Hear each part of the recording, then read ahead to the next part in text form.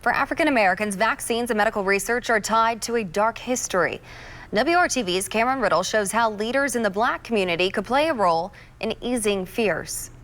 As Indiana waits for its first dose of a COVID-19 vaccine, there is hesitation among many Hoosiers, but that hesitation is likely highest among African Americans. As a pastor of 32 years and as a professor for several years and just, kind of a social scientist myself, I can tell you it's not going to just be do this and the African American culture by and large embraces it. It's not going to work that way. The community's mistrust of medical research goes back hundreds of years to the days of slavery and continues today. Many of them know the story of a group of Black men from Tuskegee, Alabama, who were used by researchers to track the then unknown course of syphilis from 1932 to the 1970s. They were enrolled in 1932, and even though there was medication available in 1947 that could have treated the syphilis, they were not told. Elaine Hernandez is a medical sociologist at Indiana University.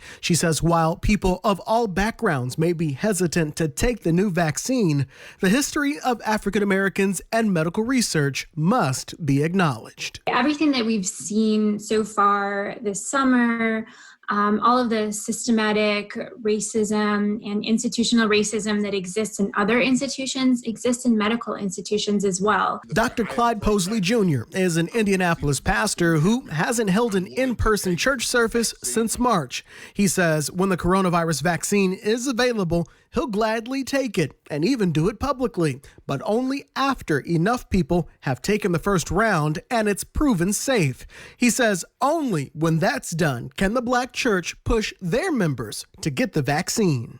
There is, of the people I've talked to, there's a consensus that we would like to see some specific trials relative to Black people, headed by Black people, and influenced by Black stakeholders in the African American community. Cameron Riddle, WRTV.